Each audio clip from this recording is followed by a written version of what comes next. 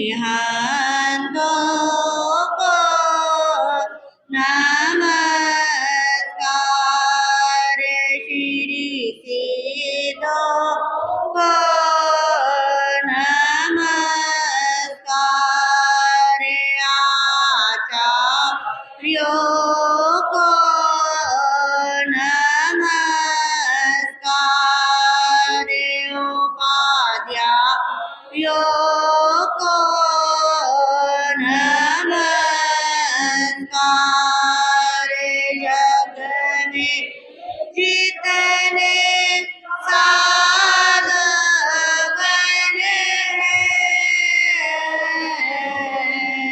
जग में जितने साधुगण हैं, मैं सबको वंदू वारे वारे, अरिहंतों को नमस्कार। जी हाथ जोड़े गौरानो मेरी वंदना, जी हाथ जोड़े गौरानो मेरी वंदना, एक बार वंदना हजार बार वंदना, लाख बार वंदना, करोड़ बार वंदना, हाथ जोड़े गौरानो मेरी वंदना। अहिंसा के अवतार परम पिता परमात्मा प्रभु महावीर स्वामी को भाववंदन। आत्मज्ञानी सद्गुरुदेव योग प्रधान आचार्य सम्राट पूज्य श्री शिवमुनि जी महाराज साहब, उत्तर भारतीय परिवर्तनी शमनी सूर्या डॉक्टर पुरानी श्री सरिता जी महाराज साहब, सरल आत्मा सरल मन सद्गुरु वर्या श्री अजय कुमारी जी महाराज साहब, शमनी गौरा प्रज्ञा ज्योति प्रवचन प्रभाविका डॉक्टर पुरानी श्री शिवाजी महाराज साहब के पावन पवित्र चरण कमलों में कोटि कोटि वंदन नमन। आज की प्रातःकालीन प्रवचन सभा में आप सबका हार्दिक स्वागत है, हार्दिक अभिनंदन।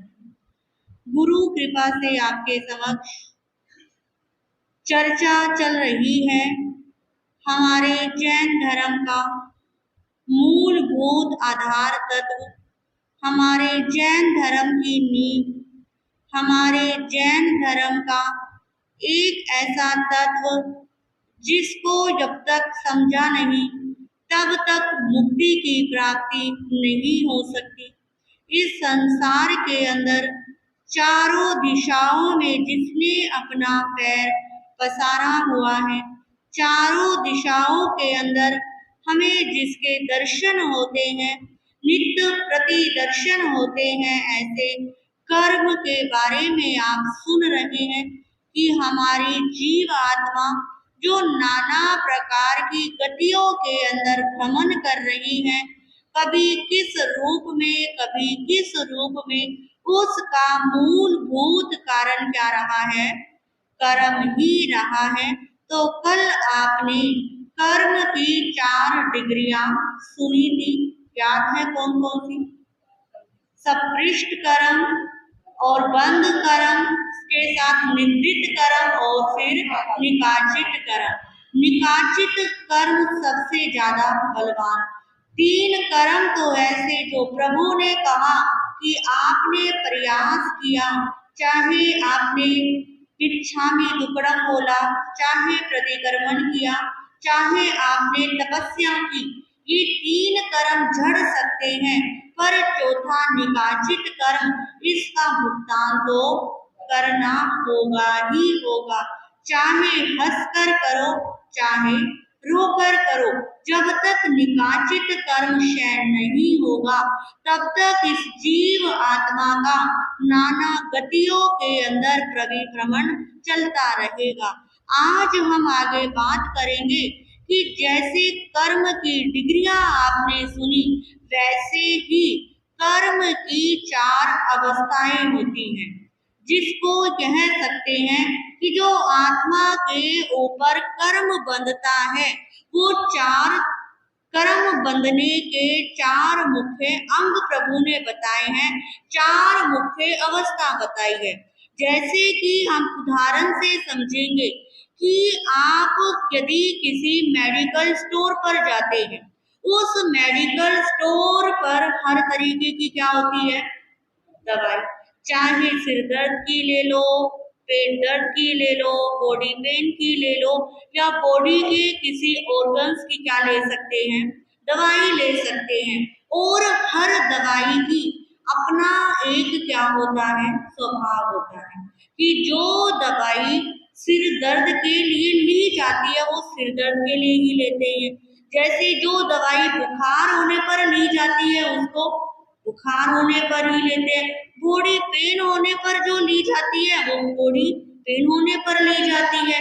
इसी के साथ कुछ दवाइयां ऐसी होती हैं जो खाली पेट ली जाती हैं, कुछ दवाइयां खाने से पहले, कुछ दवाइयां खाने के बाद, कुछ सुबह, कुछ दोपहर में, कुछ शाम को, कुछ एक दिन छोड़ के लेते हैं, कुछ हफ्ते में एक बार लेते हैं, कुछ 15 दिन में लेनी होती है और कुछ महीने में एक बार भी लेनी होती है। और इसी तरह कुछ इंजेक्शंस होते हैं जो कई बार 6 महीने में लगवाए जाते हैं, कभी साल में लगाए जाते हैं, या उम्र के पड़ाव के हिसाब से क्या करे जाते हैं, इंजेक्शंस लगाए जाते हैं। तो प्रभु कहते हैं कि जिस प्रकार एक दवाई लेने की अपनी क्या होती है, सीमा होती है, अपनी मर्यादा होती है, और हर दवाई अपना क्या करती है, काम करती है। उसी प्रकार इस संसार के अंदर मैंने पहले भी बताया था कि इस पूरे लोक के अंदर कर्म परमाणु ठसाठस क्या हुए हुए हैं, भरे हुए हैं। और हर जैसे मेडिकल स्टोर पर हम हर दवाई को नहीं खरीद सकते, हर दवाई हम ले नहीं सकते, उसी प्रकार इस संसार के अंदर समग्र लोक के अंदर कर्म परमाणु ठसाठस भरे हुए हैं, पर हर कर्म परमाणु हमारी तरफ आकर्षित नहीं होता। जैसे कुछ कर्म हमारे भीतर पड़े हुए होते हैं, जब कर्म परमाणुओं के साथ मन, वचन और काया इन तीनों का योग हो जाता है तो वे कर्म अट्रैक्ट में आ जाते हैं और हमारी आत्मा के साथ क्या हो जाते हैं, बंध जाते हैं। और एक बार बंध गए आत्मा और कर्म, एक बार संबंध में आ गए, जब तक ये दोनों अलग नहीं होंगे तब तक आवागमन चलता ही रहेगा। हम कई बार कहते हैं कि जो सिद्ध भगवान हैं वो अपने अष्टकर्मों से क्या हो चुके हैं, मुक्त हो चुके। कहते हैं कि वहां पर मोक्ष के अंदर एक आत्मा लोक के दिए की लो के समान क्या हो रही है, जग रही है, और उसके अंदर सभी आत्माएं क्या होती रहती हैं, समाहित होती रहती हैं। वहां पर सिर्फ आत्मा है, वहां पर कर्म नाम का कोई वजूद नहीं है। कर आत्मा कर्मों से पूरी तरह क्या हो चुकी है, मुक्त हो चुकी है। तो ज्ञानी कहते हैं कि जब तक ये आत्मा और कर्म एक दूसरे के साथ लगे हुए हैं तब तक हमारी ये आत्मा नित्य प्रति कर्मों का बंध करती रहती है। आप कई बार सुनते हैं कि अरे ऐसा करने से कर्म का बंध होगा, हम ऐसा नहीं करते, हमें ऐसा नहीं करना चाहिए, क्योंकि इस क्रियाओं से कर्मों का क्या होता है, बंध होता है। तो प्रभु कहते हैं कि जो कर्मों का बंध होता है उन कर्मों के बंद होने की 4 क्या होती हैं, अवस्थाएं होती हैं, जिसके अंदर पहले होती है प्रकृति बंध। पहला नाम क्या है, प्रकृति बंध। प्रकृति यानी के स्वभाव, कि जो कर्म आत्मा के साथ बंधा है, हर कर्म का अपना अपना क्या होता है, स्वभाव होता है। जैसे कि आप साधारण भाषा में समझ सकते हैं कि हर व्यक्ति का अपना क्या होता है, स्वभाव होता है। मनुष्य गति त्रियंच गति जैसा कार्य नहीं कर सकती और त्रियंच मनुष्य जैसा नहीं कर सकते। मनुष्य का स्वभाव है कि वो दो पैरों से चलता है और त्रियंच का स्वभाव क्या है, चार पैरों से। क्या कभी कोई त्रियंच दो पैरों से चलता हुआ देखा? क्या कभी कोई मनुष्य चार पैरों से चलता हुआ देखा? नहीं देखा। तो प्रभु कहते हैं कि इसी प्रकार जो गति होती है, चारों गतियों का अपना अपना क्या होता है, स्वभाव होता है। इसी प्रकार जो छह काय के जीव होते हैं, उनका भी अपना अपना क्या है, स्वभाव है। हमारे शरीर के अंदर पांच क्या है, इंद्रियां हैं। हमारी पांचों इंद्रियों का अपना अपना क्या है, स्वभाव है। हम ना, हमारी आंख का स्वभाव क्या है, देखना है। क्या हम कान को बंद कर दें और कान से सुन देख सकते हैं? कान की इंद्रिय का स्वभाव क्या है, सुनना, और आंख का स्वभाव क्या है, देखना। घ्राण इंद्रिय का स्वभाव क्या है, सूंघना है। हमारी रसन इंद्रिय का स्वभाव क्या है, चखना है और बोलना है। हमारी स्पर्श इंद्रिय का स्वभाव क्या है, टच करना है कि कैसा है, ठंडा है, गर्म है, सॉफ्ट है या हार्ड है, खुरदुरा है या सुहाना है। तो इस प्रकार हम संसार में कहीं पर भी देखें, हर चीज का अपना क्या होता है, स्वभाव होता है। इसी प्रकार हर व्यक्ति का अपना क्या होता है, नेचर होता है, स्वभाव होता है। किसी को जल्दी क्या आ जाता है, गुस्सा आ जाता है, और किसी को कोई जितनी मर्जी बातें बोलता रहे क्या नहीं आता, गुस्सा नहीं आता। किसी से जितना मर्जी काम करवा लो वो क्या नहीं होता, थकता नहीं है, और कोई जरा सा काम होते ही क्या हो जाता है, थक जाता है। तो प्रभु कहते हैं कि जैसे हम संसार में देखते हैं कि हर व्यक्ति का अपना अपना क्या है, स्वभाव है, उसी प्रकार हमारी आत्मा पर जो कर्मों का बंध हुआ है, हर बंध का भी अपना अपना क्या होता है, स्वभाव होता है। हमारे शास्त्रों में उदाहरण आता है, जैसे कि कोई लड्डू बनाता है। पहले के समय में लड्डू ज्यादा चलते थे, कोई बीमारी हो जाए तो वो दवाइयां डाल के क्या बना देते थे, ये लड्डू खा लो। सर्दी में लड्डू बनते थे, हर कुछ भी ओकेजन में लड्डू ही क्या करे जाते थे, बांटे जाते थे। पर आज के समय में लड्डुओं का क्या हो गया, प्रचलन कम हो गया। हमारे यहाँ पर उदाहरण आता है लड्डुओं का कि कोई लड्डू बनाया जाए। यदि किसी को वायु ज्यादा बनती है तो उसके अंदर लड्डू बनाए जाते थे, तो वात नाशक पदार्थों को डालकर वो लड्डू क्या करे जाते थे, तैयार किए जाते थे, और वो लड्डू खाने से वायु क्या हो जाती थी, खत्म। इसी प्रकार कुछ लड्डू बनाए जाते थे पित्तनाशक, कि उनके अंदर ऐसी दवाइयां डाली जाती थी, ऐसी औषधियां, कि उसको खाने से पित्त क्या हो जाता था, खत्म हो जाता है। ऐसे ही कफ नाशक भी क्या बनते थे, लड्डू बनते थे। ज्ञानी कहते हैं जैसे कि हर लड्डू जिसको जो बीमारी है उसके हिसाब से वो लड्डू देने से वो बीमारी क्या हो जाती है, ठीक हो जाती है। हर लड्डू का अपना अपना क्या है, स्वभाव है। उसी प्रकार हमारी आत्मा पर जो कर्म का बंध हुआ है, तो उसी हर कर्म का भी अपना अपना क्या होता है, स्वभाव होता है। ज्ञानी कहते हैं, हम आप बहुत बार सुनते हैं कि हमारी आत्मा में अनंत क्या है, गुण है। कहते हैं ना कि आत्मा अनंत गुणों का भंडार है, आत्मा में अनंत क्या है, शक्ति है। परंतु इस शक्ति को किसने क्या कर दिया है, ढक दिया है, कि हमारी आत्मा 8 कर्मों से क्या हो गई है, ढक गई है। और जिसके कारण आत्मा को अंदर 8 ही क्या होते हैं, मूल गुण होते हैं। जैसे 8 क्या होते हैं, कर्म होते हैं, उसी प्रकार आत्मा के भी 8 क्या होते हैं, गुण होते हैं, जिसके अंदर आत्मा का पहला गुण होता है अनंत ज्ञान। क्या होता है? अनंत ज्ञान। कि हर आत्मा के अंदर अनंत ज्ञान क्या है? समाहित है। अब हमारा शरीर है, हम शरीर से जो भी क्रिया कर रहे हैं वो किसके माध्यम से कर रहे हैं? आत्मा के माध्यम से कर रहे हैं। आत्मा है तो हम क्या कर रहे हैं? चल फिर रहे हैं, हम खा रहे हैं, हम क्रिया कर रहे हैं। और ज्ञानी कहते हैं कि आत्मा में अनंत क्या है? ज्ञान है।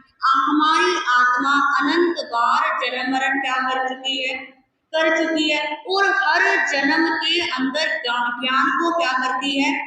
ग्रहण करती है। फिर वो अगला जन्म होता है, फिर नया ग्रहण क्या करते हैं? ज्ञान धारण करते हैं। ऐसे इस जिंदगी में हमने या इस जीवन में जब से हमारा जन्म मरण शुरू हुआ है, हमने कितनी बार हम स्कूल जा चुके हैं, कितनी बार हमने क्या कर ली है? पढ़ाई कर ली है। क्या आप पहली बार ही प्रवचन सुन रहे हो? पहली बार ही स्थानक में बैठ रहे हो? पहली बार ही वाणी को सुन रहे हो?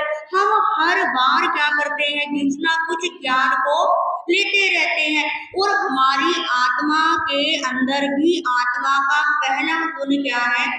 अनंत ज्ञान है। जब आत्मा के अंदर अनंत ज्ञान है, फिर ज्ञान लेने की और आवश्यकता क्यों पड़ती है?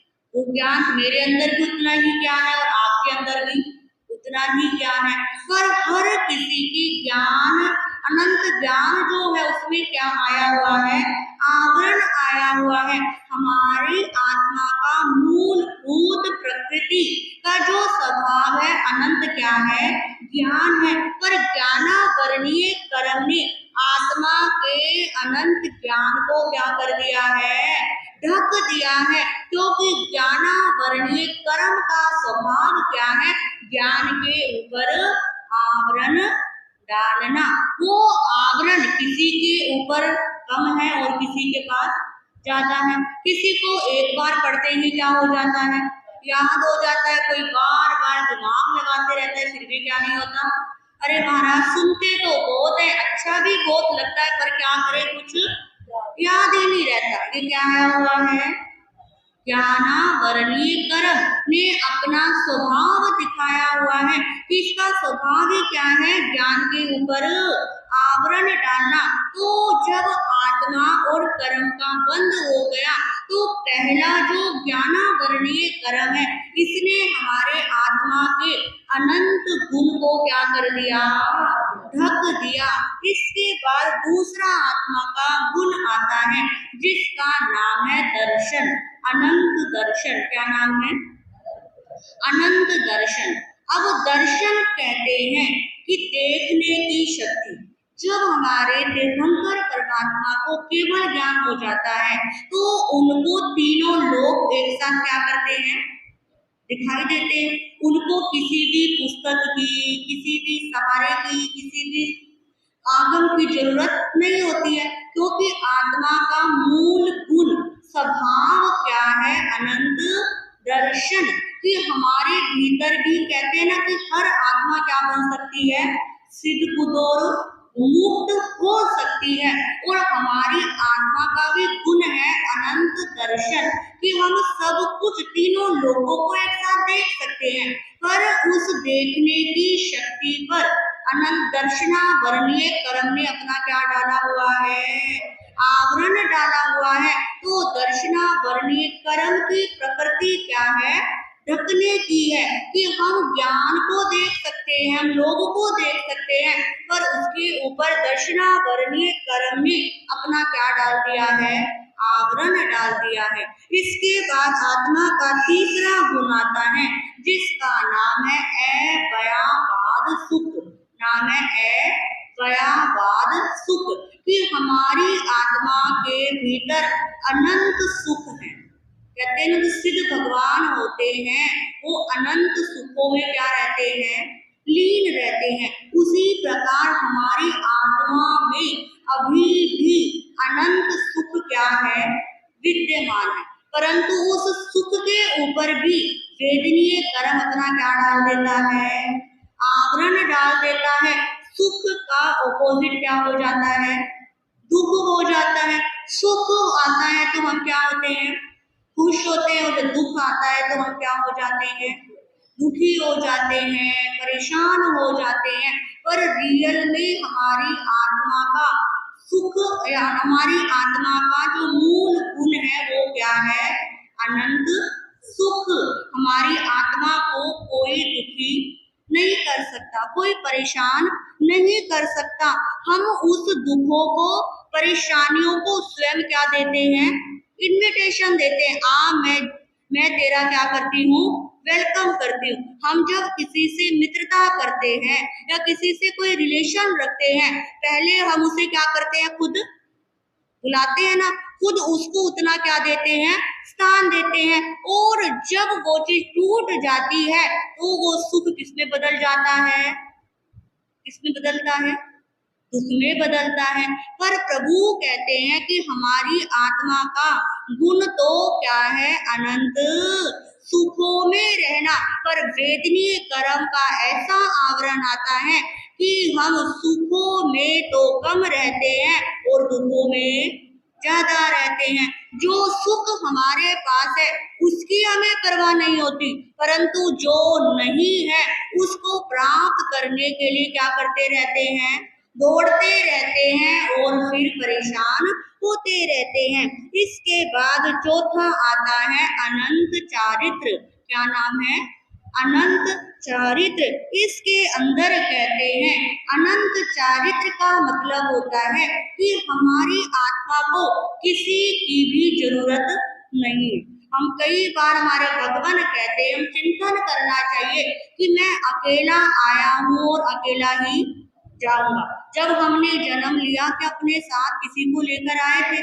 जो ट्विंस भी होते हैं उनमें भी कुछ मिनट्स का क्या होता है, अंतर होता है। और जब हम मृत्यु को प्राप्त होते हैं तब भी हमारी किसी की, चाहे एक दिन कितने सब जन्म हुआ हो, एक साल में कितनों का जन्म हुआ हो, पर सबकी अलग अलग क्या होती है, जाने का समय होता है। तो प्रभु कहते हैं, अनंत चारित्र कहता है कि हम ना दुनिया में अकेले आए और अकेले ही जाएंगे, पर राग और द्वेष करके हम मोहों को इतना क्या कर लेते हैं, बढ़ा लेते हैं, जिसके कारण मोहनीय कर्म के कारण जो आत्मा का अनंत चारित्र नामक गुण है वो क्या हो जाता है, ढक जाता है। और इंसान कहता है मुझे कोई चाहिए, क्या कहता है, मुझे कोई चाहिए, और इसकी चाह के अंदर अपना चारित्र क्या कर देता है,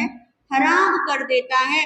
पर वास्तव में हमारी आत्मा का चौथा गुण क्या है, आनंद चरित्र का है। इसके बाद आत्मा का पांचवा गुण आता है जिसका नाम है अनंत स्थिति। क्या नाम है, अनंत स्थिति। कि हमें ये चिंतन करना चाहिए और हमारी आत्मा का अनंत स्थिति,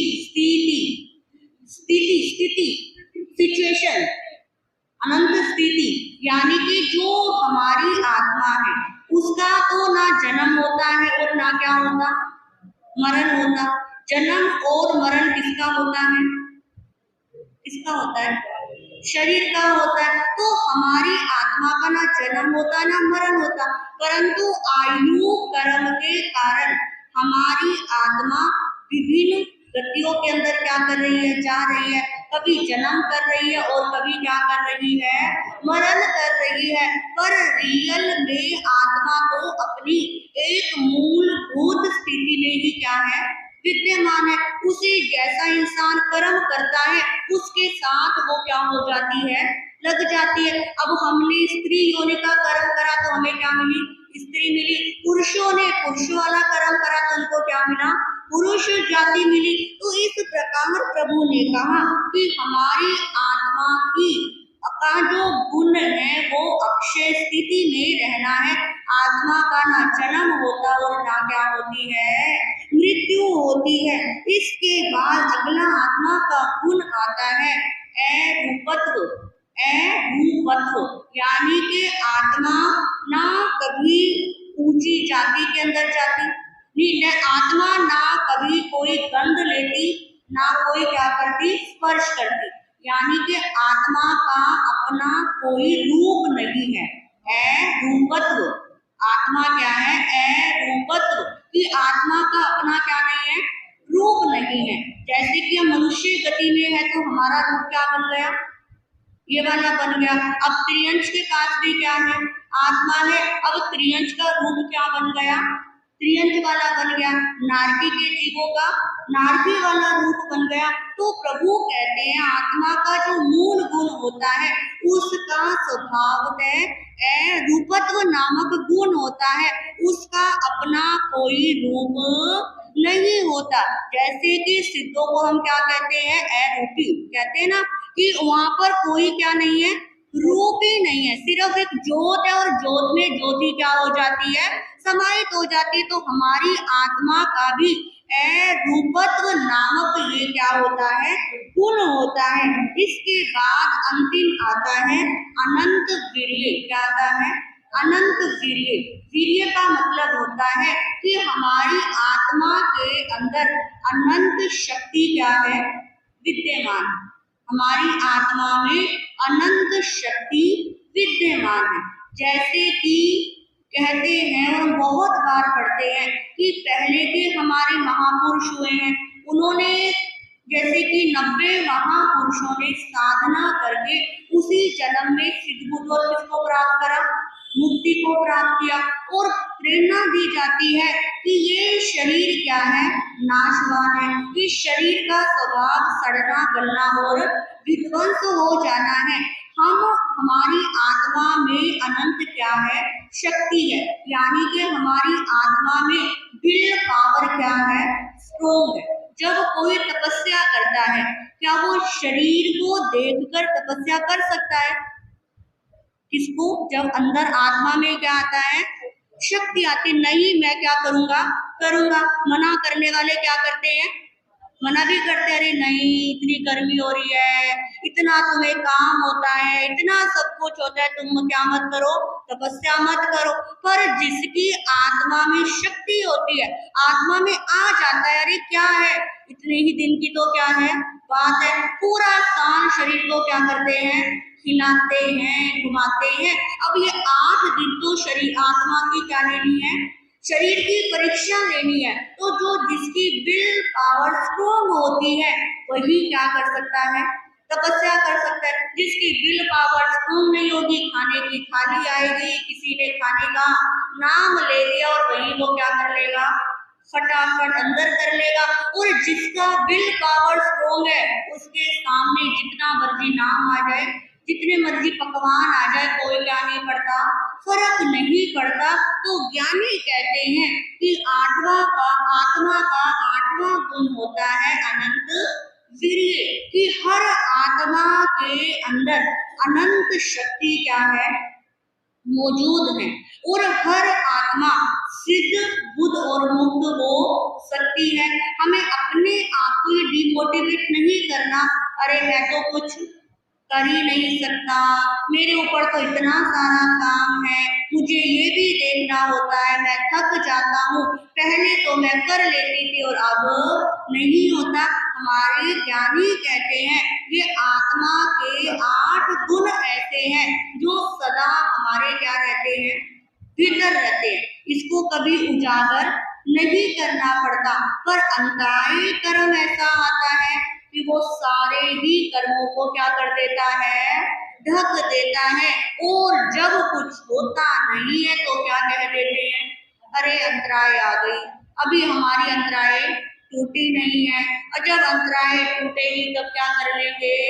तपस्या कर लेंगे, तब प्रवचन में आ जाएंगे।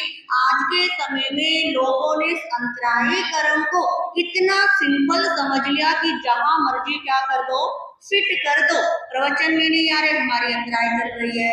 याद नहीं हो रहा, स्वाध्याय नहीं कर पा रहे, हमारी अंतराय चल रही है। सुबह नींद नहीं खुल रही, दर्शना करने कर्म का क्या हो रहा है?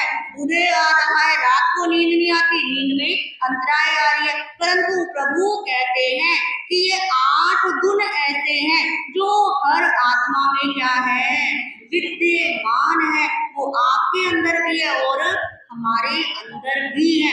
उस गुणों में कोई चीज नहीं है कि अब साधु हो तो ज्यादा मिल गए और कोई श्रावक है तो उसको कम मिल गए हैं। ज्ञानी पुरुष कहते हैं कि ये जो आत्मा के 8 गुण हैं, ये स्वभावतः ये प्रकृति रूप में हर किसी के अंदर क्या है, विद्यमान है।